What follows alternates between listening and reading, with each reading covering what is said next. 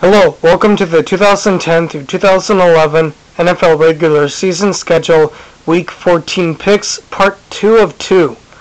We'll start off between the Giants of New York at Minnesota. Favre's ability to play through numerous injuries throughout the streak gives Frazier hope the 41-year-old quarterback will be in uniform. The Viking we should be watching, however, is Adrian Peterson, who stepped up with a very big game on Sunday. 16 carries, 107 yards, and 3 touchdowns, despite struggling with an ankle injury. Peterson is one of the few Vikings players who hasn't been a disappointment this year. Manning has lost all 4 career starts against Minnesota, throwing for only 2 touchdowns and 9 interceptions in those matchups. New York hasn't beaten the Vikings since October 31st of 2004. Go figure! Vikings 32, Giants 30. At 12 o'clock Central Time on CBS, it's Cleveland at Buffalo. Buffalo 2-10 committed a season-high 5 turnovers and 3 personal foul penalties against the Vikings.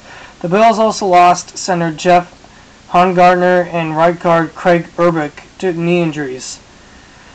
Hillis will face a Buffalo defense that's given up a league-worst 170.9 yards per game on the ground and has allowed at least 200 in each of the last 2 defeats. Cleveland has won 10 of 15 all-time meetings, going 5-2 in Buffalo. Browns 22, Bills 16. At 12 o'clock Central Time on Fox, it's Green Bay at Detroit. Packers quarterback Aaron Rodgers was named NFC Player of the Week after his great game last week against the 49ers, and if he plays well down the stretch and the Packers make the playoffs, Rodgers might get some MVP consideration.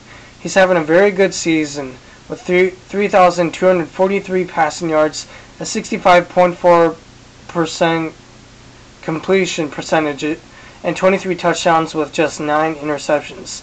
Packers 17, Lions 10. At 12 o'clock Central Time on Fox, it's Tampa Bay at Washington.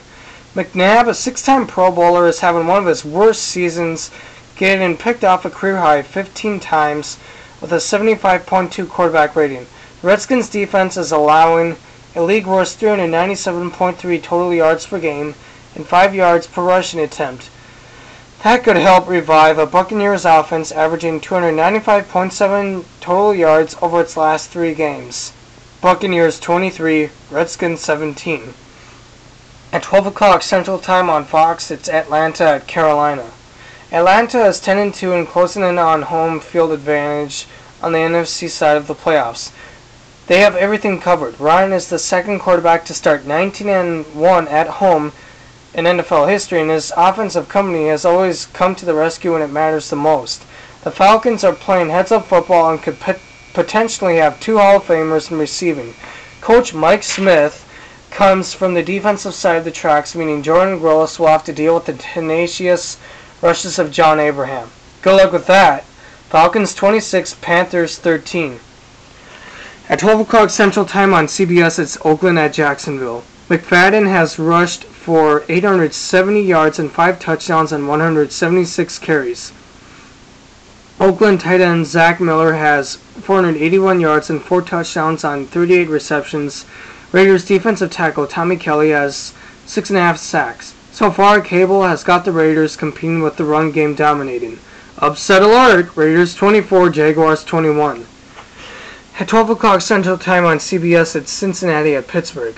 The Bengals secondary is banged up, and with the likes of wide receivers Hines Ward and Mike Wallace, along with running back Rashard Mendenhall, who had 99 yards rushing in his last outing against Cincinnati, the Steelers should have no problems against the Bengals at Heinz Field. Steelers 24, Bengals 13. At 3:05 Central Time on Fox, it's Seattle at San Francisco. It has been a year full of injuries, but there has been some bright spots.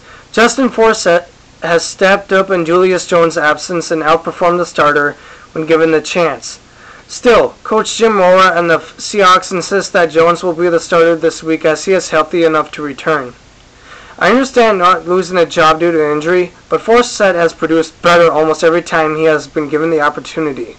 On 40 fewer carries, he has only 9 fewer yards and is averaging 2 yards per carry more than Jones. Forsett deserves a shot at the starting role. We can hope to at least see split carries. Seahawks 21, 49ers 18. At 3:05 Central Time on Fox, it's St. Louis at New Orleans. Look for Bradford to show that he could possibly be on the move, being an elite quarterback versus Brees. Although honestly, I'm not ready to drink the Bradford Kool-Aid yet. Brees could have a big day if he stays clean because the Rams secondary is battered with injuries. But don't disregard this. The Saints don't have an easy stretch with having to go on the road to play Baltimore and Atlanta, then wrapping up at home versus Tampa Bay.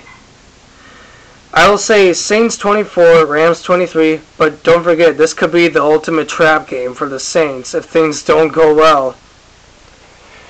At 3:15 Central Time on CBS, it's Kansas City at San Diego. Playing through a painful torn plantar fascia on his right foot, Chargers tight end Antonio Gates nevertheless caught his team-leading 10th touchdown pass of the season a week ago.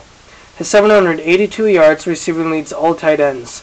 Rivers is one touchdown pass shy of becoming the first Charger with 3 consecutive seasons of 25 or more touchdown passes. Linebacker Sean Phillips leads the Chargers with 10 sacks, 1.5 shy of his career high in 2006. San Diego still has one of the best offenses in football. Chargers 34, Chiefs 27. At 3:15 Central Time on CBS, it's Denver at Arizona. Whoever starts will lead a Cardinals offense that has no touchdowns in the last 8 quarters and one in the last 3 games. Arizona is 31st in the NFL with 16.7 points and 265.3 yards per game. The Broncos have won 7 straight versus the Cardinals since a 17-17 tie in 1973. Broncos 28, Cardinals 24. At 3:15 Central Time on CBS, it's Miami at the Jets of New York. New York didn't have much trouble offensively in a 31-23 win at Miami in Week 3, gaining 402 total yards.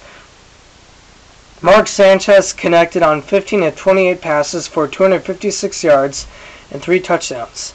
And he's tossed 6 scoring passes with no interceptions in 3 games versus the Dolphins. Magnificent Mark should be able to light it up again despite a terrible performance at New England. Jets 23, Dolphins 20. At 3:15 Central Time on CBS, it's New England at Chicago. This game will show if Chicago is for real or not. New England is 20-1 in its last 21 games versus NFC opponents. Green Ellis is second overall among active running backs and touchdowns scored over the last 3 weeks with 5. The only thing Wes Welker and Danny Wood have to do is just put the pressure on the Bears defense. If they don't get into many 3rd and 6s or longer, then they should be consistent on driving the ball. Patriots 27, Bears 21. At 7:20 Central Time on NBC, it's Sunday Night Football between Philadelphia at Dallas.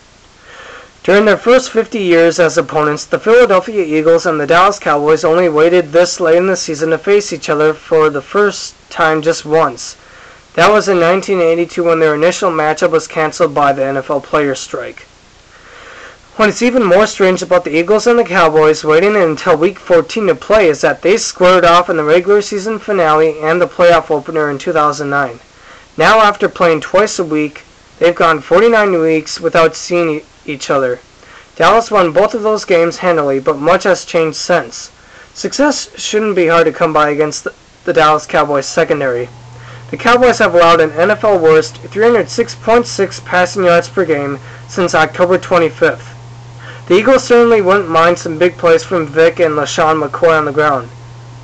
In their last 8 games versus Dallas, they're 3-0 when rushing for 100 yards or more, and 0-5 when failing to hit triple digits. I've got a deep feeling inside that the ground attack will get things done for Philadelphia. You know how these games turn out. It's the NFC East for crying out loud. Of course this game will be a very narrow and close one. I will say Eagles 28, Cowboys 25. Then wrapping up Week 14 of the 2010 through 2011 NFL regular season, it's Baltimore at Houston. 7:30 Central Time on ESPN, Monday Night Football. Flacco has thrown for 2,988 yards and 19 touchdowns with 8 interceptions. Rice has rushed for 814 yards and 3 touchdowns on 212 carries this season. Ravens wide receiver Anquan Boldin has 770 yards and 7 touchdowns on 56 receptions, and Rice has caught 49 passes for 410 yards and no touchdowns. Suggs has 9 sacks. Ravens 23, Texans 19. And that wraps up part 2 of my 2010 through 2011 NFL regular season schedule, week 14 picks. So, after all, who you got?